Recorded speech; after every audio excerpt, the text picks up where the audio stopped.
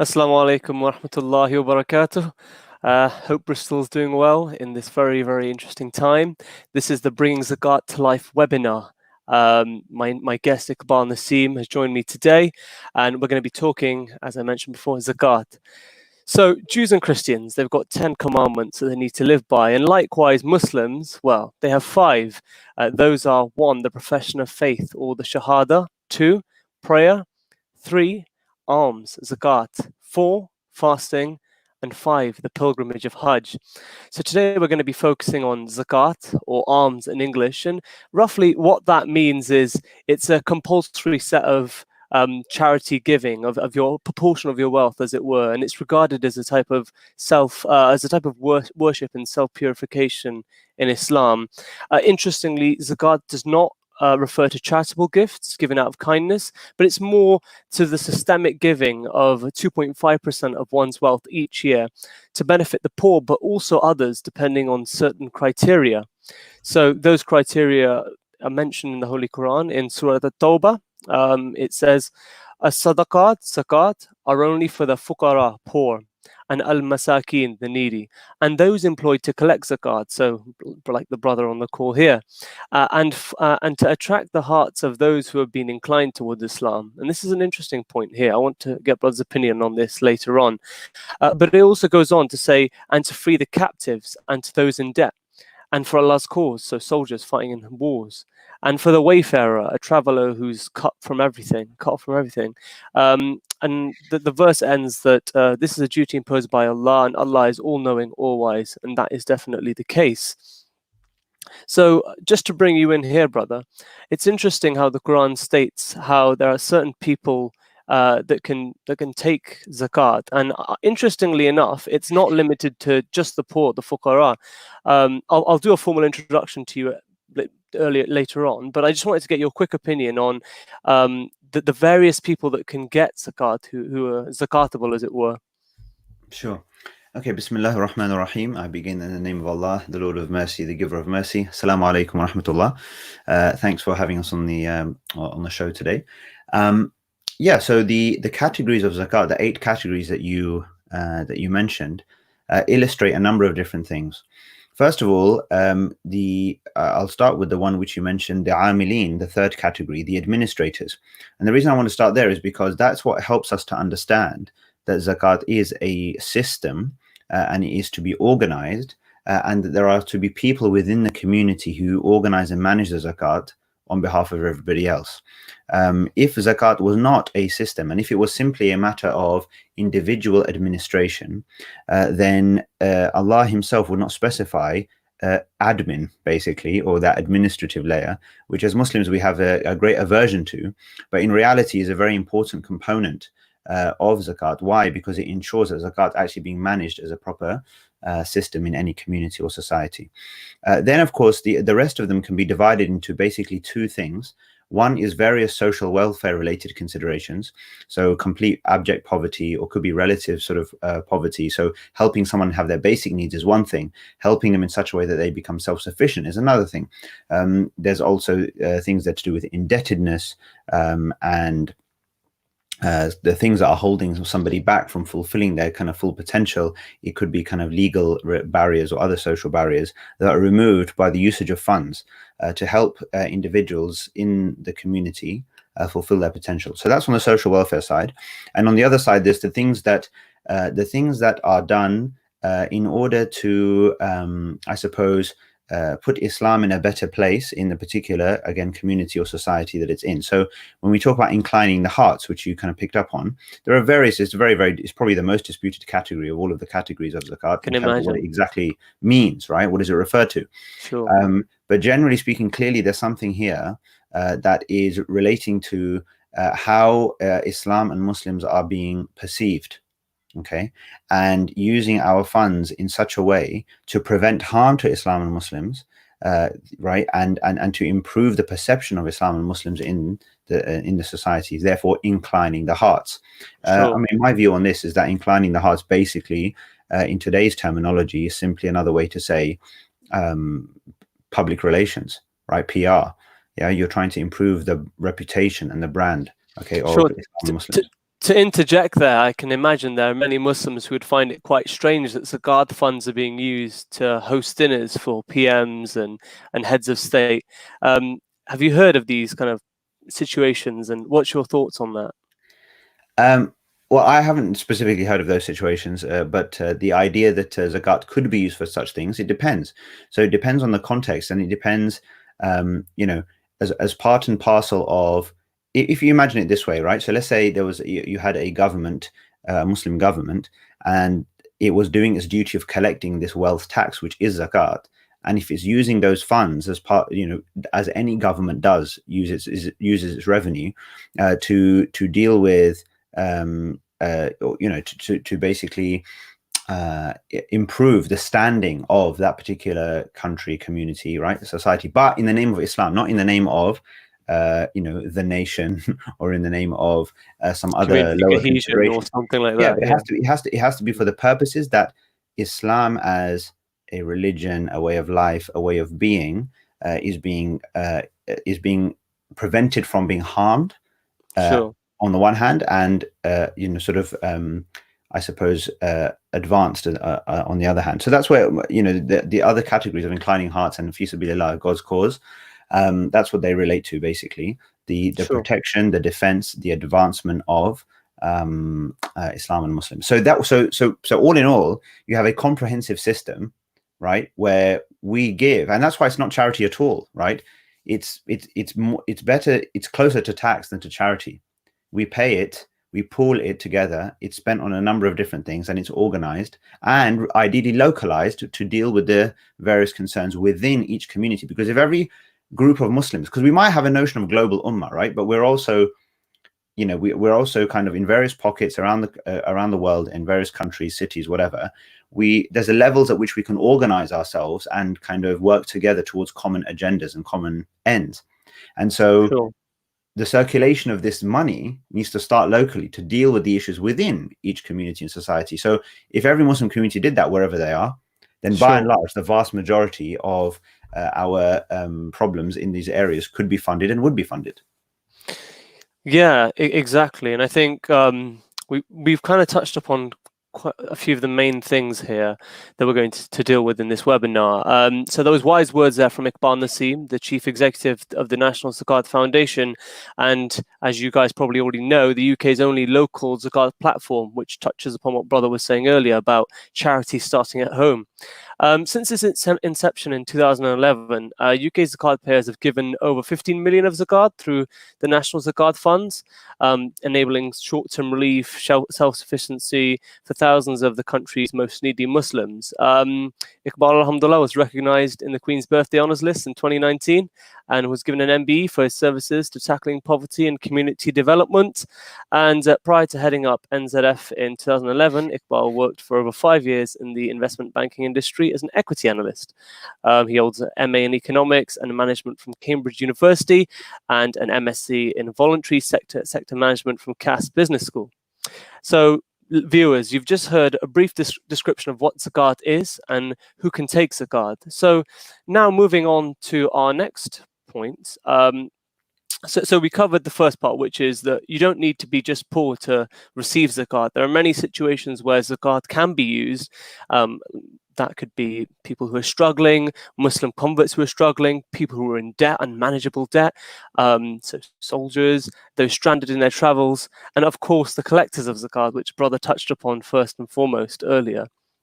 And so the benefits of zakat, Brother, could you just touch upon the requirements for zakat, but also the benefits to Muslims as well to paying their requisite amounts? Yeah, sure. So the individual benefits we're aware of. I mean, obviously, first of all, because since it is an obligation, the first benefit, I suppose, is a recognition and an acceptance by Allah that you have done your duty, basically, right? And that's really how you should see your zakat, right? As doing your duty, as opposed to being a charitable kind of affair. So that's number one. So you've done your duty. It's accepted by Allah. You've purified your wealth. And what does that mean? It means that you've removed the part of your wealth that isn't yours, right? So you basically, and that's the sense in which you purified your wealth, which means that the rest of it then, is more more blessed or beneficial for you, in the sense that you know that you're not utilizing any money that isn't actually yours. Because the point about zakat is it belongs to, beneficiaries other than yourself if you are a zakat payer. Sure. So that's the individual sort of benefits primarily. But if you look at the system as a whole, or community or society as a whole, then you realize that there's a benefit also in terms of circulating wealth. Zakat particularly targets money that is just sitting there, right?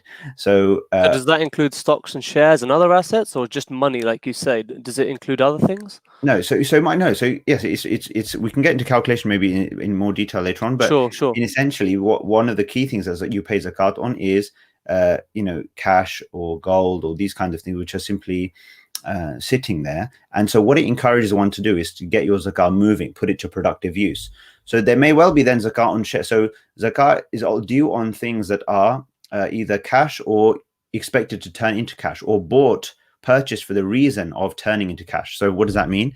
It means that a business person who has bought stock to sell, the stock itself is subject to zakat at its market value. Similarly, if you buy shares with a trading intention in order to trade them on, then similarly you will value those shares for zakat purposes.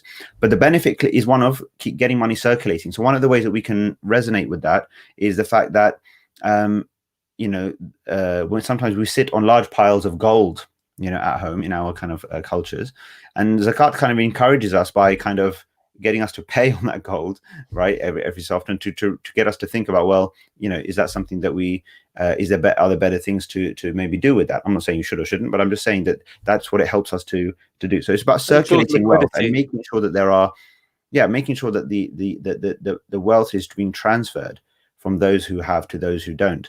And finally, as we discussed earlier, that if managed properly, and this is the key thing, zakat doesn't fulfill its full function simply because it's paid, but it fulfills its full function based on how it is used. So similarly, just like, if you pay your council tax, for example, if each person in the borough pays their council tax, then everyone's done their duty, they've paid. Sure. But the council tax has only met its ultimate objective of why it was instituted in the first place if the council manages it properly, spends it properly, and makes sure that the services are running, the things that they should be funding are being funded. So similarly speaking, zakat only fulfills its full function when it's being utilized in an effective way, and spent in a relevant way across the categories that you obviously described earlier. And what does National Zakat Foundation do when it gives out zakat? Is there an application form that people need to fill in? How do you vet recipients? What kind of criteria do you apply? Because we mentioned there's certain people who can take zakat although not being poor. How do you deal with those extra categories that are outside the norm? Sure. Okay. So first of all, National Zakat Foundation exists in order to give you, the zakat payers, the opportunity to give your zakah to individuals in this country who are eligible to receive zakat. Okay, so that's number one. So we are here first and foremost for zakat payers as an avenue through which you can give your zakat to someone in this country. Because let's say you realize that actually, I should be giving some zakat at least, okay, to somebody who's in my own community who is eligible to receive zakat. Because if I don't do that, or if we don't do that, then that means that there are people or Muslims in our community who have the right to be supported, but we haven't supported. Right. And that right doesn't just disappear. That right or that claim is something that they can claim upon us as a community. Right. Just whatever we do around the world with our money, it's not going to excuse us from the fact that there is a poor refugee Muslim woman in our community, desperate, and we haven't done anything about it. Right. We are still answerable for that. So we are giving you the opportunity to do that. And what we're doing is we're taking away the burden from you of identifying the individual recipients, of assessing whether they truly are eligible for zakat.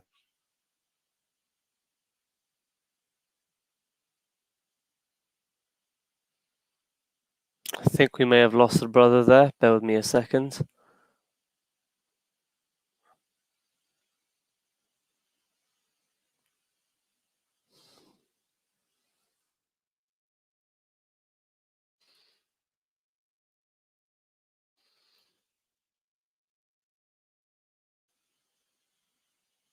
Iqbal, are you there?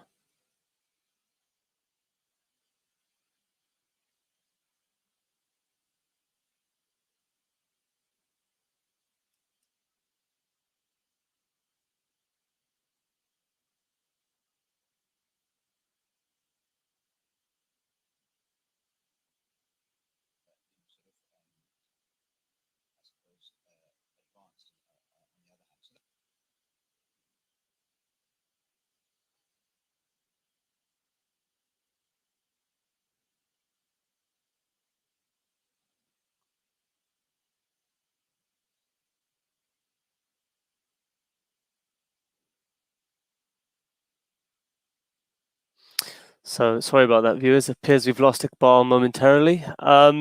In his absence, I think it's a good time for us to look at who pays zakat. So zakat rules state that those eligible to pay must be, firstly, Muslim, right? You need to be a Muslim to pay zakat. You can't expect non-Muslims to pay zakat.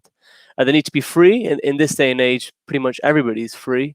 Of sound mind. So somebody who doesn't have the requisite capacity to make zakat is not required to make it. So somebody who might be mentally unwell, somebody who's quite elderly and not fully capable and of sound mind. Children, for example, don't need to pay zakat, so you need to be past the age of puberty, thus relieving another burden on their young minds. They need to, so those who have a positive cash flow or goods flow, they need to pay zakat. And so those who also have a personal wealth that's higher than the nisab value. Now, the nisab value is it's a threshold almost. It refers to the minimum amount of wealth and possessions that a Muslim must own before being obligated to pay zakat, and that's calculated in an interesting and technical way. But in summary, if your personal wealth is below this nisab period, this nisab threshold during one lunar year, then no zakat will be owed for that period.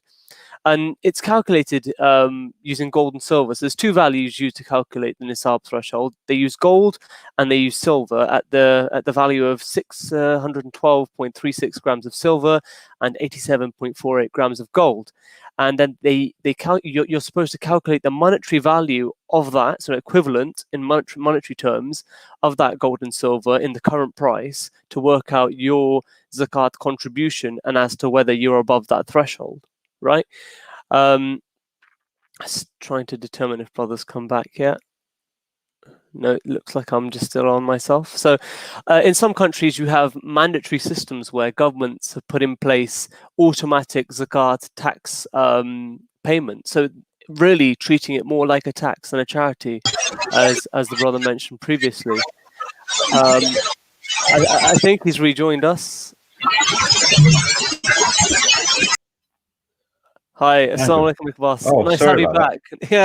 Yeah. I think I have Virgin Media internet, and I think Sure.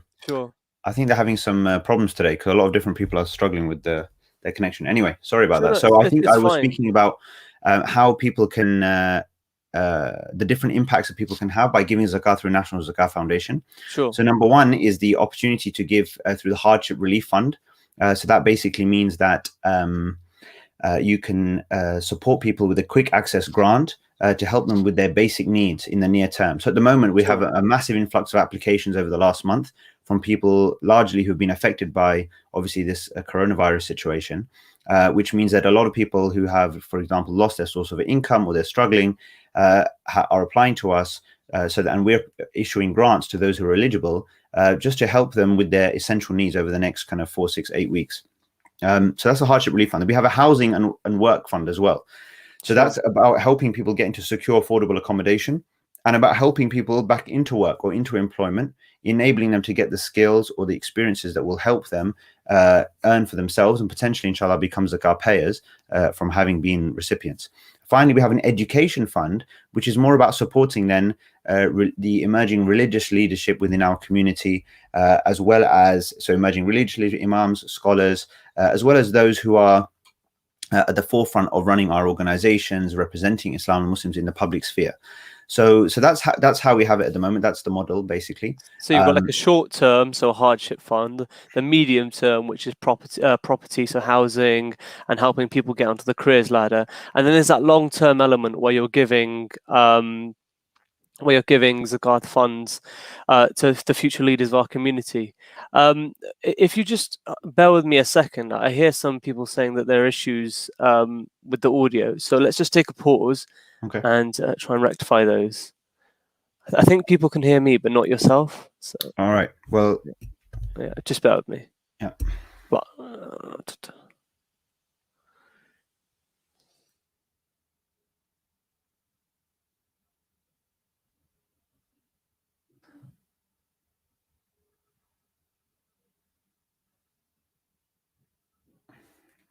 okay.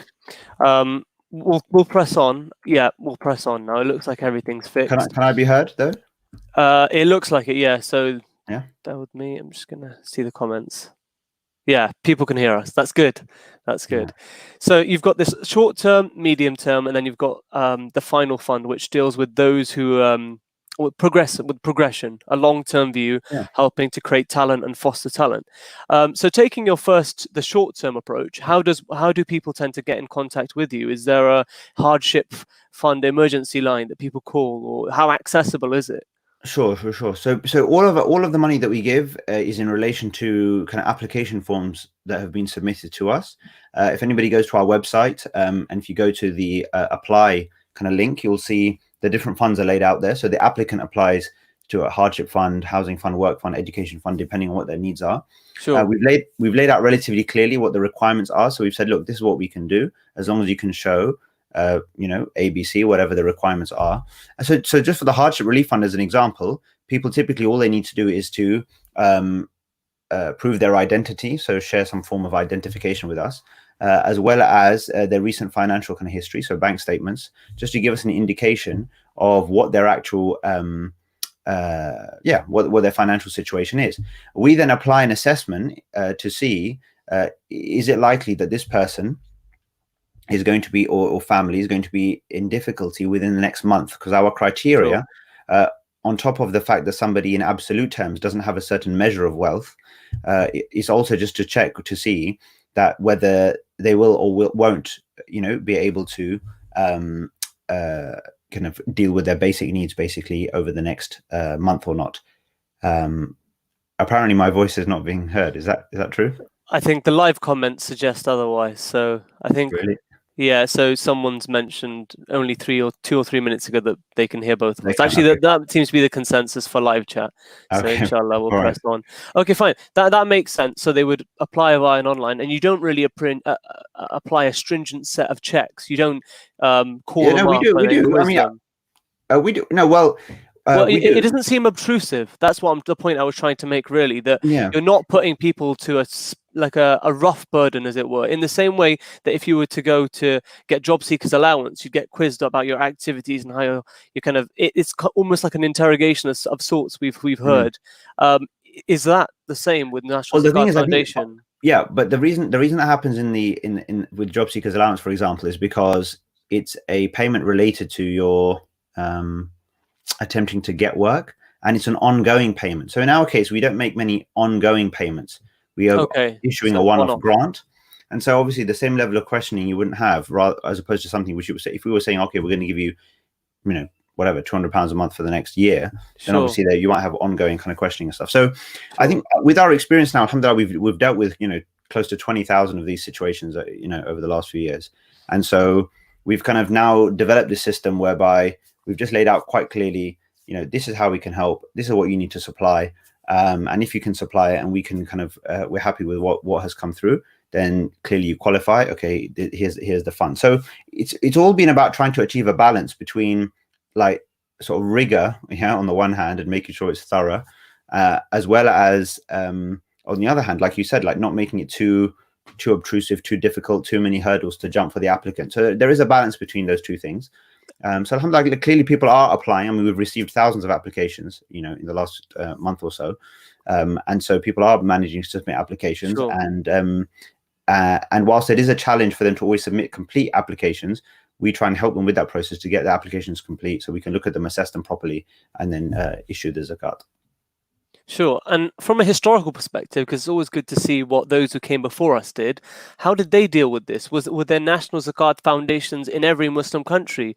For example, did the Ottomans have a Baytul Mal system or sort of something like that? Yeah, sure. So you see different things. I mean, it needs a bit more research. There's the information on this kind of thing is not that widely available. Sure. So I've seen various things about how zakat was managed in the past. There seems to be large periods of our history in which, unfortunately, zakat wasn't really well managed. It kind of, if you think about it, maybe as the state perhaps became more wealthy or more prosperous or more successful, it seems to have been associated with are kind of forgetting to sort of manage zakat properly at a kind of national or an authority level, and kind of leaving it to people to do kind of on a private basis. But and then what's happened is that's actually the culture with which typically we've been now left, or in our mindset, we still see zakat as a rather private affair, whereas zakat in principle is a public matter.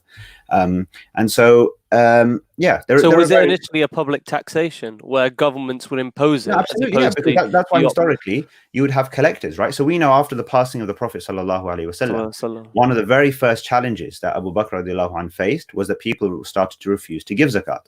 Yeah. Okay. So basically, they're saying we would happily give it to Muhammad sallallahu alaihi wasallam, but we're not going to give it to you. Yeah. Yeah. Okay. And then he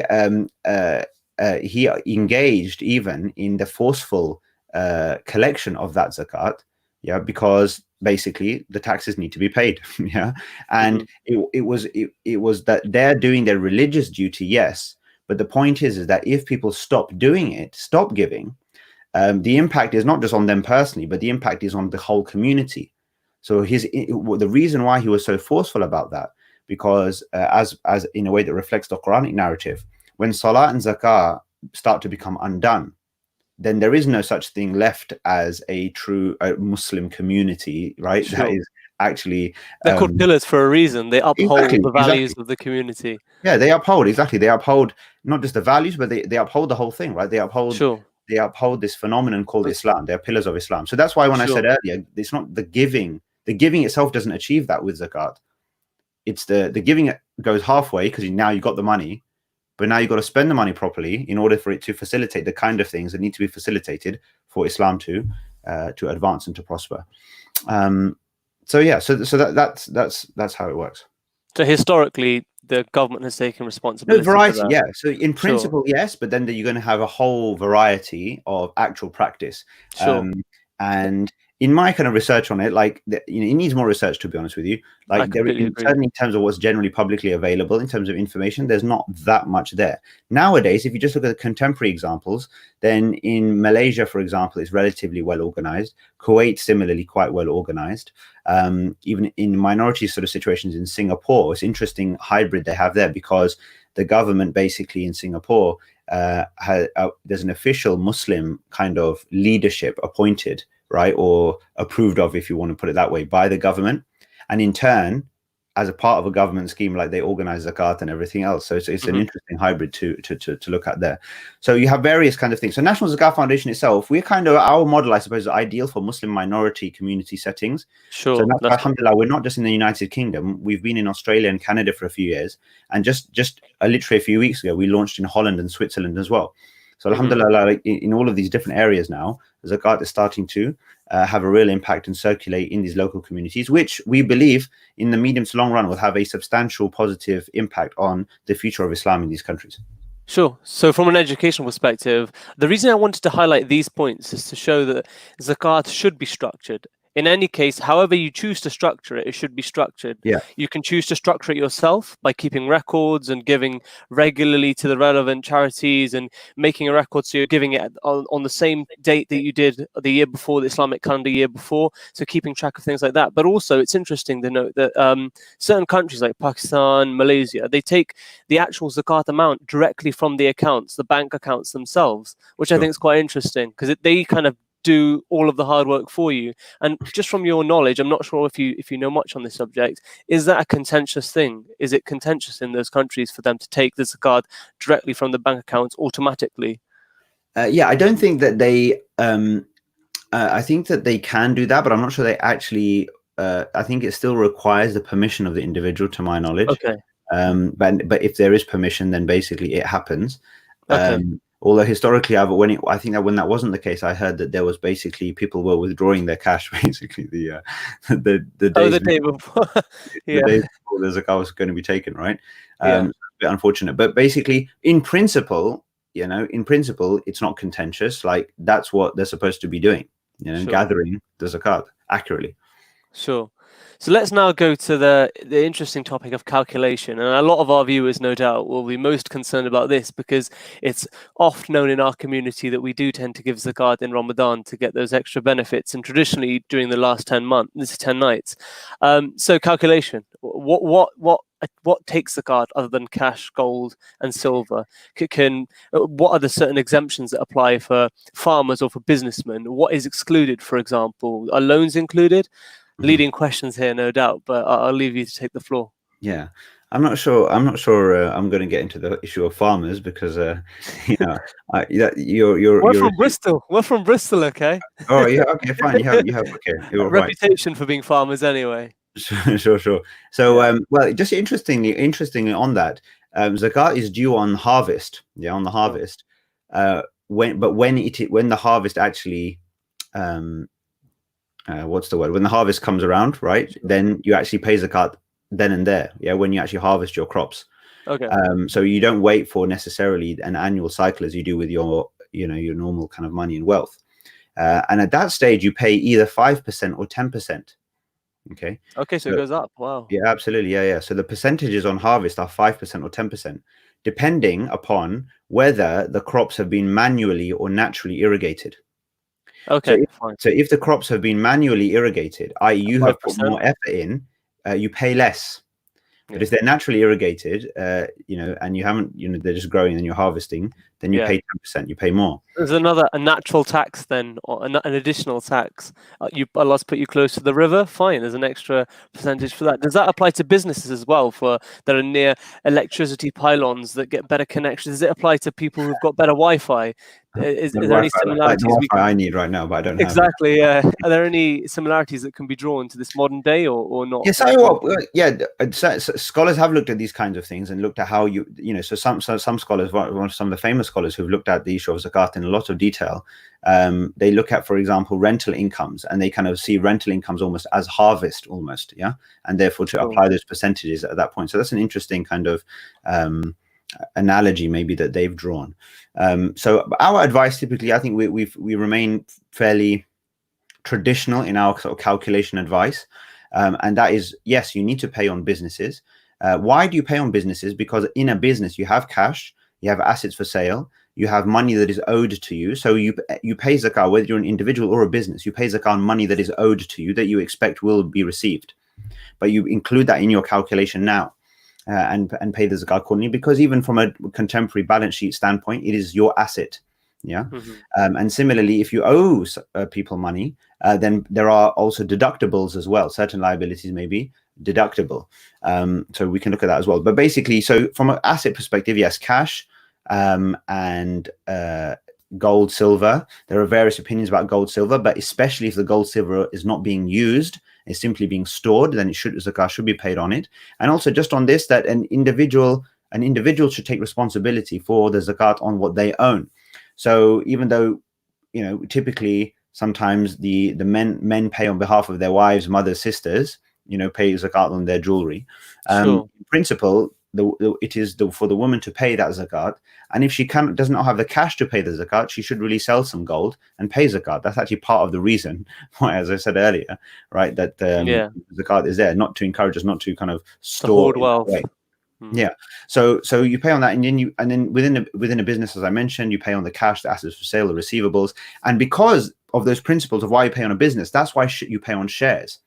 Okay, so either I have a share in a business. I haven't bought that share necessarily to sell on like now as a trader, but since I have a share in a business, right, even if the business is not paying zakat on my behalf as a shareholder, I should still pay the proportional zakat on the business in relation to my shareholding. Yeah. But wouldn't you pay the zakat on the dividend as opposed to the holding itself? No. Because So the holding itself, zakat is a balance sheet calculation.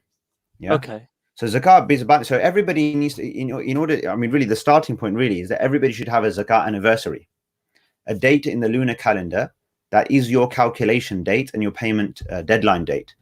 So that date, okay, we should all know. So if I ask you or whoever, like, what's your zakat anniversary? You should be able to say, oh, it's the 1st of Ramadan. So what does that mean? It means that on the 1st of Ramadan each year, I assess my affairs, and then I calculate and pay. Now, if I have dividend income in and amongst my money, that's fine. But if I've received dividend income over the year and I've spent some of it or all of it, I'll only pay on what I have today. So all that matters is what I have today. So that's why with shares, I have a shareholding today. I have a stake in something that has cash and other assets within it. So I need to pay proportionally on that. However, if I bought to sell, Yeah, I bought shares to sell as a trader, then I'll pay on the whole market value now. So when you look at businesses, you look at the goods that that business owns. You look at, so for example, does that attract, do their vehicles fall within that calculation for zakat? It If you're depends. No, so okay, it depends. So if, for example, it's like a taxi service that has a whole number of vehicles in the fleet, you don't pay sure. zakat on the vehicles. Why? Because you didn't buy those vehicles to sell them. You bought those vehicles as part and parcel of the business. So you don't pay zakat on like computers and in the business and all these other things, unless it's a computer business. If you're buying Hmm. computers to sell computers, is different. Sure. Yeah. So that's the distinction. So anything that you're buying to sell, right, is subject to zakat at its current retail value. And if you typically do that in a wholesale fashion, then you'll pay. But basically, you'll pay on the wholesale value, whatever the sale value is, right? If somebody was to come now and say, okay, how much is this? Then, and whatever price you would give them, that is what you include for your zakat purposes. And So is it okay to estimate what those values might be? So, for we should make it as example, precisely as you can. Sometimes with a business in large businesses, complex kind of situations, there are estimations, natural accounting estimations even that take place, and that's fine as long as you're making reasonable and fair estimates where necessary. But otherwise, try to be precise as possible. okay, cool. And in terms of exceptions, are there any things that are exempted from zakat? I Yeah. know from memory that loans are not included, short-term loans from memory.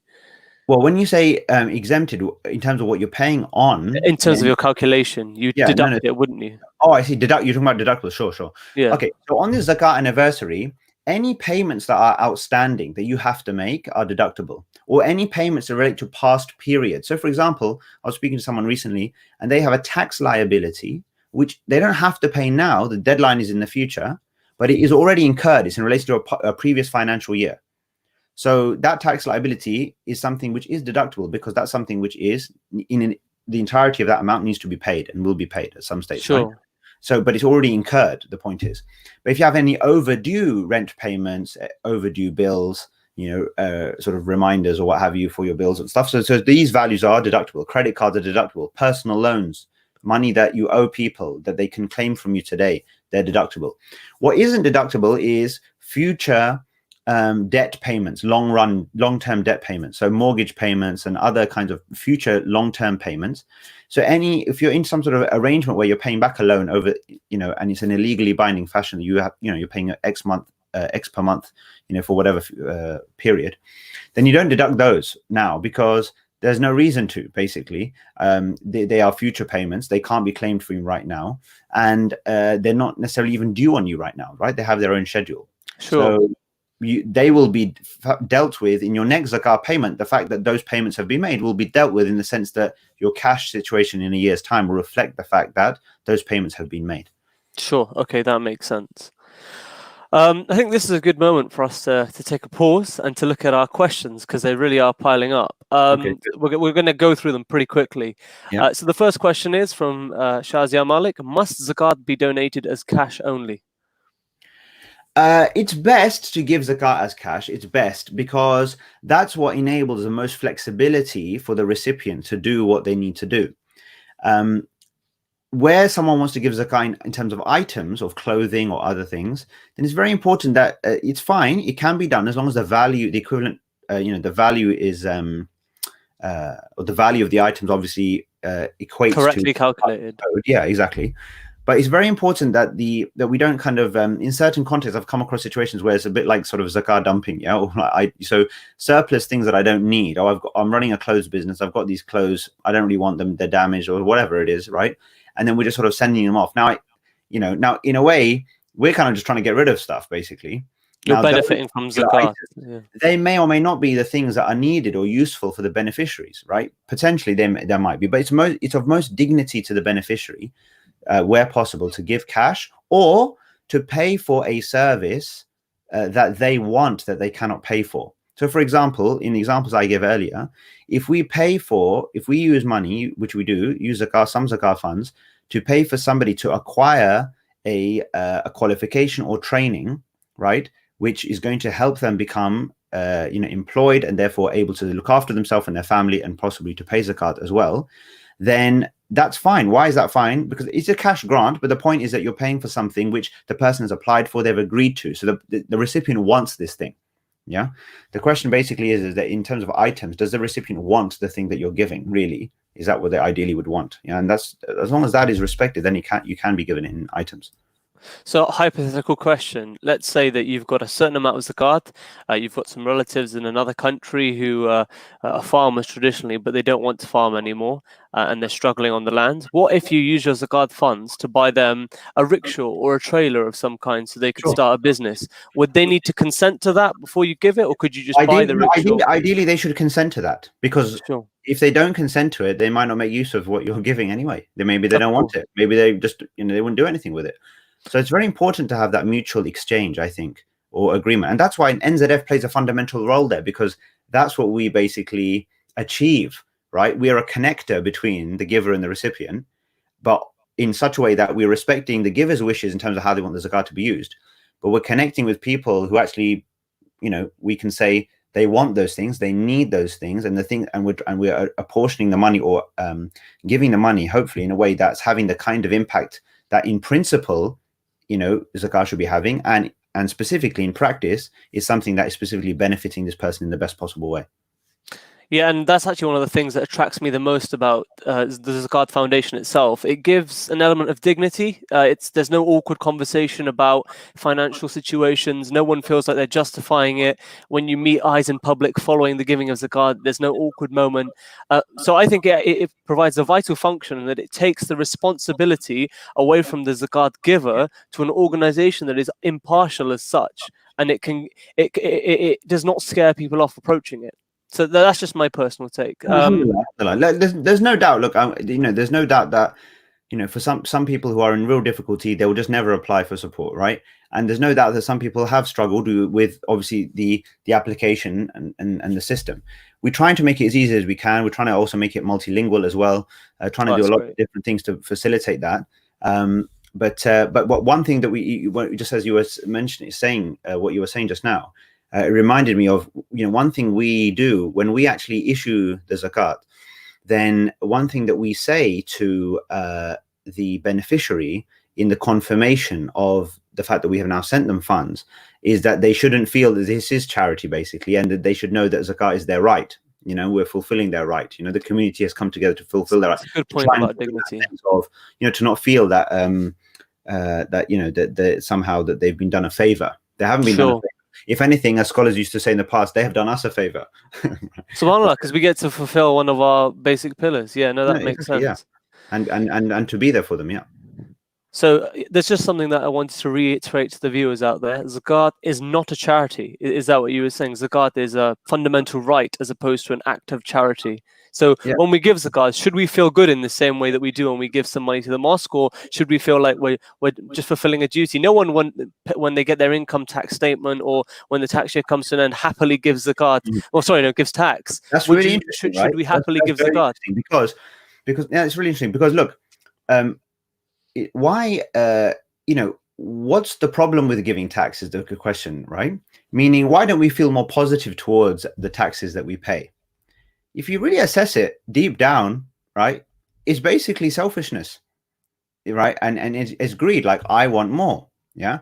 And one of the things, and you find somebody might have certain objections to how the government might be using money, certain funds or whatever, but fundamentally, we agree that money needs to be spent on health, on education, on social welfare, on defense, on whatever things that needs to be spent on, right? Sure. And so we also accept that unless we do give, right, then we're all worse off as a result. Yeah. Sure. Now, we would feel less negative about taxation generally, whether it's local council tax or this or that, whatever, if we first of all believe, right, in the cause of, right, the local area, right, and the fact that concepts, right, and or that you have more of an affinity to your nation or what have you, right? Sure. Similarly here, you will feel far more positive about your giving of zakat. Yes, it is a duty. I mean, at the end of the day, if you don't want to give it, right, or someone doesn't like to give it, then classically, like, money can simply be retrieved from you. Like, tough. It's not whether you like it or not. Yeah, because it's somebody else's right. But the point being is that how can you feel more positive about it? Well, you're doing a great thing. You're having a great impact. But fundamentally, the key thing is, I like to say it like this to people, that try to understand that when you give your zakat, you are basically investing in the future of Islam and Muslims. That's what you're doing. You're putting something forward, right? To basically say, like, I'm doing my duty. And one way that we analogize zakat is like zakat is a membership fee for Club Islam. Yeah. And frankly, if you don't pay, well, your membership is very tenuous, man. Yeah. Like, as in, we might still let you come, to the club, but it's pretty You have to wait a while. Yeah, in hell probably. Your commitment there, and that's why even some of the companions used to say, and Abu Bakr radiallahu anhu, he said that the Prophet sallallahu alaihi wasallam did not distinguish between salah and zakah. Yeah, Subhanallah. And Allah does not distinguish between salah and zakah. Constantly in the Quran, they come together. Yeah, in Surah Baqarah, you hear about salah, then you hear about zakat, and it's just amazing, actually. Yeah, they're almost intertwined. Absolutely, yeah, constantly intertwined, because it's about saying every believer, if you really believe, right, if your shahada is real at some minimum level, then you have to be prepared to sacrifice a minimum proportion of your time to meet with your Lord, and a minimum proportion of your money to advance His cause. Yeah, and if you're not willing to do those two things, then what shahada is it? Exactly. Right. So that's it. That was good. Whenever we digress, we end up touching on the most valuable points, I find. I like this. Let's keep it going. The next question is from Brother Abdul Bari. Brother Iqbal, in terms of debts, for example, if a person owes £10,000, can you give them as an individual your zakat to alleviate their difficulty? Yes, the simple answer is yes. One of the categories of zakat recipients is the gharimin. So if this person is in debt, they're unable to pay their debt, and especially if their debt is now due and they're under pressure because of their debt, then relieving them of that pressure by paying zakat to them is a very valuable and a good thing to do. And if someone was owed a debt, this is my question, if someone was owed a debt from you and was unable to pay that debt back, could you forgive that debt as a form of zakat? Is debt forgiveness? Yeah, to my knowledge, you can't forgive the debt as a form of zakat. Okay. Yeah. You should separate the two affairs, basically. So if you forgive the debt, you forgive the debt. Okay. Yeah. But you should then separate the thing, because in a way it's a little bit the problem is in that one, it's like your personal benefit is tied up in that. There's like a conflict of interest. Exactly. In layman's so we don't like conflicts of interest. So yeah, exactly. So, for example, could you give that person struggling, right? Could you give them a loan? Could you give them your zakat, and without saying to them, pay me back with this money? And if they did pay you that money back, would that still be technical, or would that be invalid? No, that's the thing. So if it was done, because you're just giving them the money, you're not telling them, right? Right. So if you did, so if they were eligible for zakat, you gave them the money and it was completely disconnected, you had no expectation of them using that or not using that to pay you back or whatever, and that is fine. And if they do, then fine. If they don't, then fine. But then it shouldn't be associated with any sort of, like an unwritten rule type thing. No. I'm giving you this hand, expected back with the other. Well, I'm an Islamic finance lawyer, so debt forgiveness is very high on the Islamic schedule at the moment. There's a lot of discussion in the community, especially with very big banks as well, who are considering debt forgiveness as a part of their Sharia obligations. So it was an apt question from me. The next question also is very apt, from Sister Kaylee Ann Norman. Assalamu alaikum. I've heard various imams, etc., encouraging us that we give zakat early at the moment because of unprecedented hardship due to coronavirus. How will this work with your zakat anniversary? Very good. So yes, you can give zakat early, but you should make an estimation about where you're likely to be on your anniversary. You can pay it now. Then on your zakat anniversary, you still make the calculation on that day. So that's still nothing changes the fact that your zakat anniversary is your calculation date.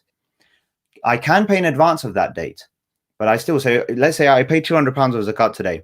I sit down and make my calculation. If somebody has £10,000 worth, just to say they have cash, 10,000 cash, nothing else, right?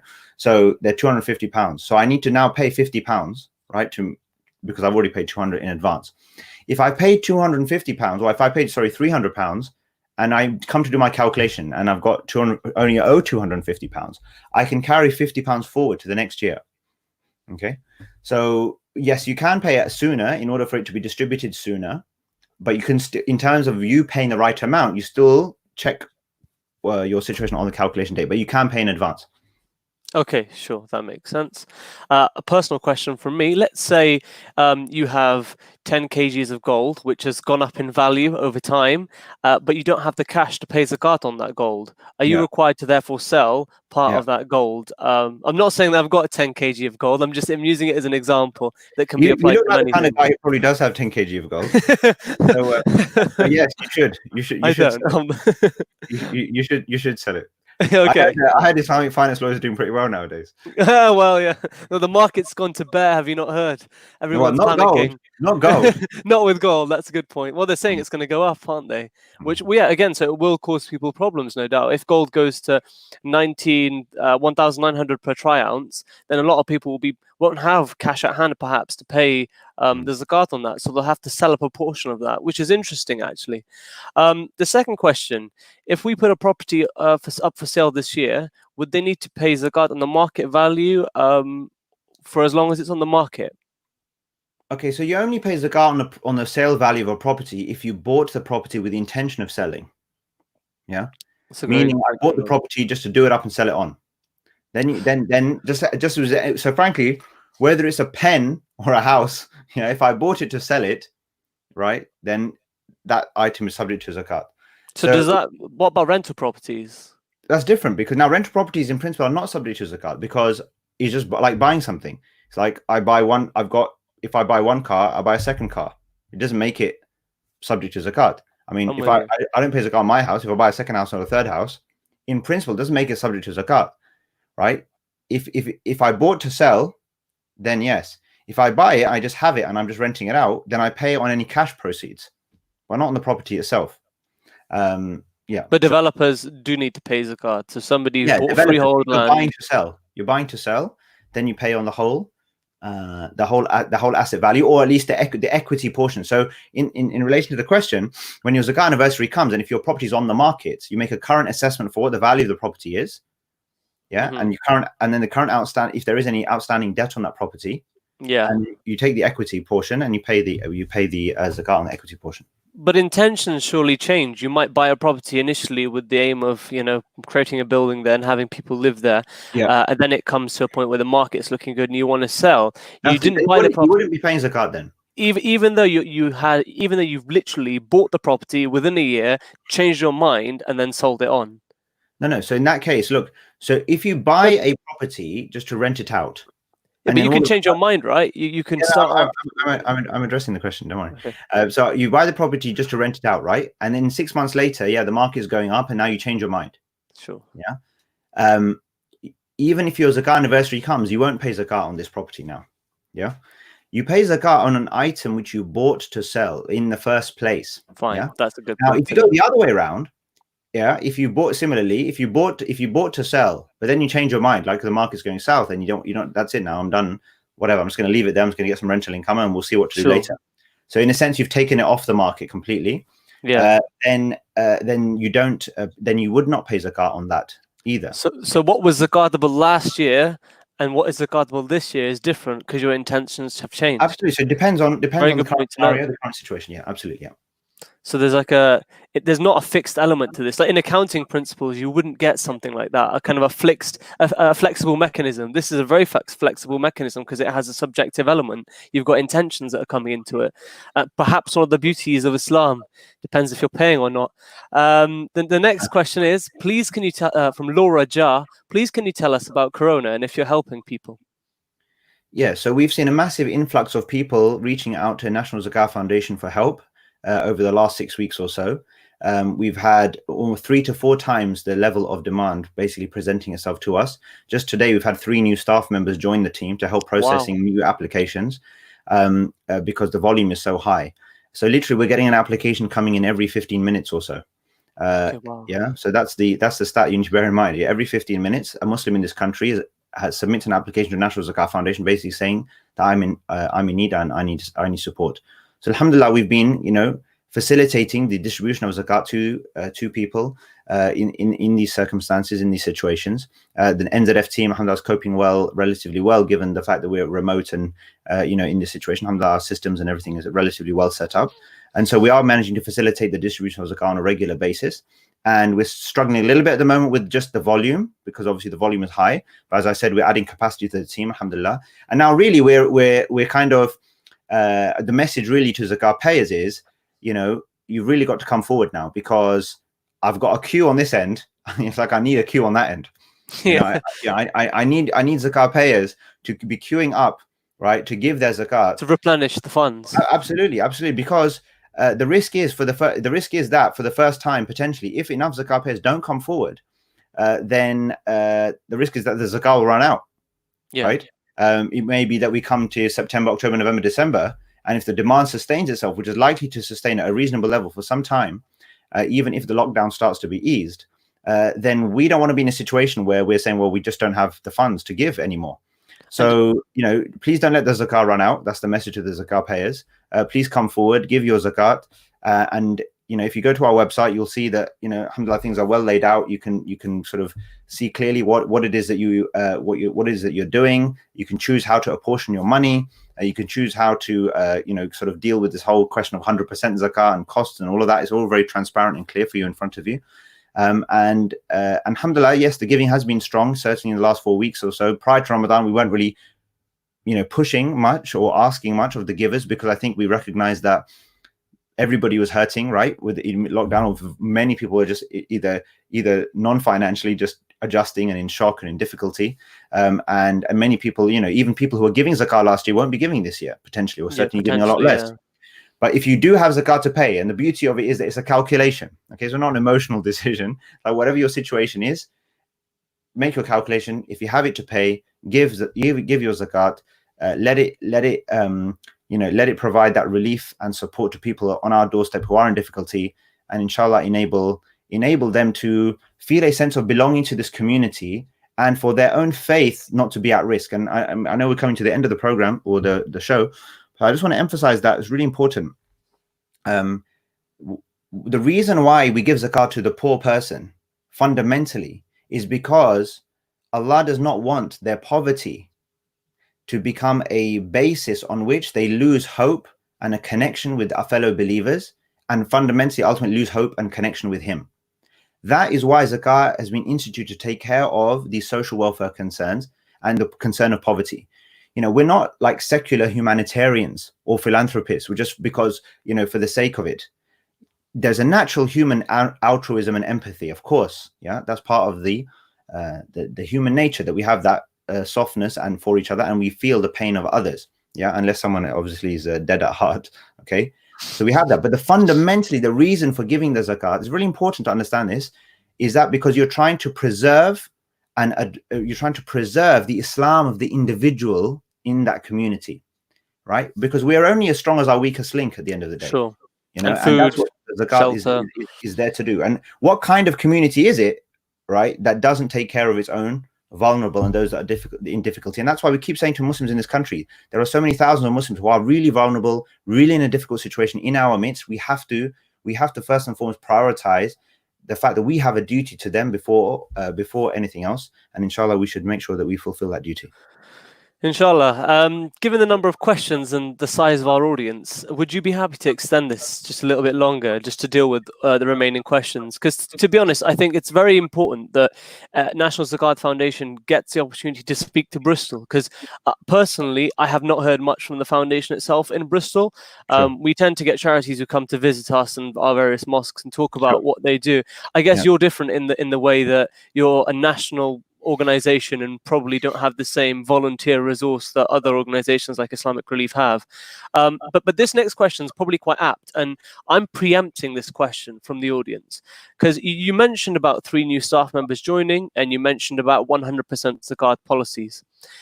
This is the difficult question that's coming now, and it relates to your costs to run this. Mm-hmm. As a foundation, firstly, are your accounts public?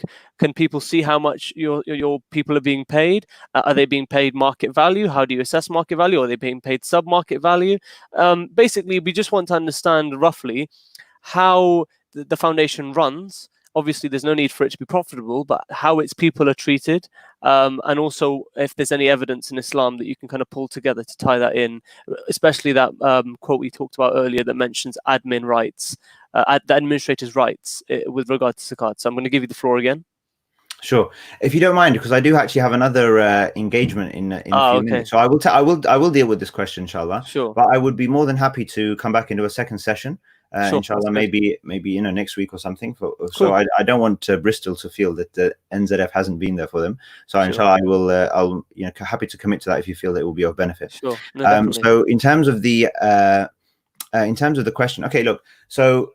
As I said earlier, we facilitate the transfer of zakat from the giver to the recipient.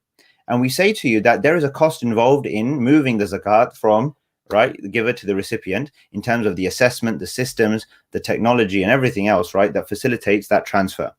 Okay, that's in a direct sense. So what we say to you now is we give you the choice. You come onto our website and we say, look, it costs us up to £1 to distribute £9.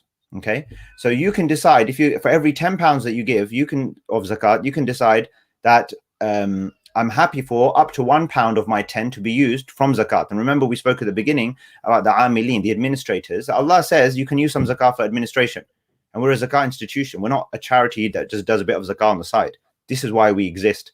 So I think it's pretty difficult to challenge the fact that it is valid for us to use a portion of the zakat, okay, for the purpose of administering it. And so our policy is to use up to 10%. And so we say to you that if you're comfortable with that, and we find that the vast majority of people who are giving through NZF are comfortable with that, then they will use up to £1 out of £10 for the administration. Okay, so that's that. But in terms of, but we also say if you'd like to add £1 on top of your 10, and so all of your zakat goes directly through. Yeah, if you want to add £1 of sadaqah, for example, then you'll feel free to do that, and then we'll transfer all of your zakat directly through to the end beneficiary. So that's in terms of the direct cost. Now, there's other costs. There's marketing costs. There's investment in technology. There is like core costs, right? So salaries and finance, governance, office costs, and all these various costs involved. So we find that the gift aid that comes through tends to cover around 50 to 60% of our costs, rest of our costs. And then for the rest of it, we basically rely on people giving sadaqah, basically, a voluntary giving that enables us to function. So the zakah, when you give zakah, you're not kind of doing NZF a favor. That's a service that NZF is providing to allow you to give your zakah through NZF to so-and-so. And at best, we'll take £1 out of £10 in order to cover the direct cost of that administration. All of the other costs, the marketing and this and that and everything else, we say to you, well, look, you know what? If you want to multiply your impact, give sadaqah, give extra. Do you know why? Because for every £1 of sadaqah that you give, that we spend on marketing, right? Now, you might think, well, or some people will think, well, I'm never going to give my charity to spend on marketing. But the wise person realizes if I give £1 to marketing and fundraising, that's going to generate £5 or £10 of money, which in turn is going to be like, it's literally a 5 to 10-fold impact. Is that a sadaqah jariyah then? Yeah, giving directly 100% to this poor person. Yeah. Say I have £100. I give directly to this poor person. That's that one person that has benefited £100. I give towards a marketing budget. That £100 generates £600. That £600 now goes to the poor person. I mean, which one's better? So it makes sense for us to think about also the actions and the giving that enables things to happen, as well as giving directly. Fine, that makes sense, and I feel like you've set it out quite clearly where people can find this additional information on your our website. accounts are on the website, and they're on the Charity Commission website as well. We're just about to inshallah in the next month or two we'll publish our 2019 accounts. But 18, 17, 16, 15, 14, they're all there. Fine, that's good, and the studious amongst us can have a look. Two quick questions, and then we'll wrap up. So the first question is, I heard you from Kaylee and Norman again, Jazakallah khair, sister. I have heard that you need to pay zakat on your pensions that you've accumulated in the last lunar year. Is zakat on the money that you've put in and what your employers put in? Yeah, good question. So it's the zakat's on the pot, but it's not 2.5% of the pot. It depends on what's in the pot. Okay, so if it's a mix of equities, cash, might be commodities, properties, different things going on in the pension scheme. So if from your HR in your workplace or the pension provider can get you a statement as to like what the composition of your pension pot is, then we can help you decide like how to pay zakat on it. On our calculator, we've done an assessment of number of schemes like Sharia compliant schemes, equity schemes, mixed portfolios and other things. And then we have proxy amounts that you can apply, percentages that you can apply to your pot on which you pay zakat. So it will be less than 2.5%. It will be somewhere between 0.7 and 1.5% approximately speaking. So feel free to get in touch through the website, check out the calculator. But you need, ideally, if you can get the pension statement that gives the composition of the investments, and that's what will help us to determine. So will that be in somebody's initial pension pack, the thing they get when they first sign up to the pension? When they first sign up, typically, but it's also available at intervals after that as well. Like if you have the right to know like where your money's being invested. Money's right? being invested, yeah. Yeah. No, that was a selfish question because I've got my pack somewhere lying around. I was going to have a look at it. Yeah, sure. But the point is, the allocations may have changed. Okay, good point. So again, you want to find out what's the current allocation, and in order to find that out, you would need to look, either they provide it live, which some of them do, you can see that straight away, or you need to just sort of find out. Hopefully it's moved to gold from equities, but I don't think so. Somehow, the final question. I'm sure your fund has moved. I'm sure. Alhamdulillah. Mysteriously, yeah. Mysteriously, yeah. The final question from Brother Tahir Islam. Salam, do you pay zakat on property that you still have mortgages on? How do you work that out? How do you minus the mortgage left on it from how much the property is worth now? You only pay zakat on the property if you bought the property to sell. If you bought the property to sell, then you pay zakat on the market value of the property minus any outstanding debt, so the equity portion. That's it. You don't pay zakat on property other than that. Alhamdulillah. Brother, I think we've pretty much wrapped up with the questions. We've really good job so far. I really enjoyed it, and hopefully if there is demand for another session, I'm happy, then we'll inshallah, take you up on that. If not myself, then maybe someone else, but we'll definitely inshallah do something. Yeah. Exactly. Jazakallah khair. Thank you for joining. Thank you for the viewers. Inshallah, remember us both in your du'as. Remember BMCS. And inshallah, wish Brother Iqbal Naseem the best of luck in his future endeavors. And please do, if you consider it appropriate, donate to the National Zakat Foundation, because they clearly are giving a lot of funds out at this very interesting time, and will definitely need something to bolster up their reserves. Assalamu alaikum wa rahmatullahi wa barakatuh, Brother Iqbal, and assalamu alaikum to you all viewers. Thanks to everyone who was watching. Assalamu alaikum.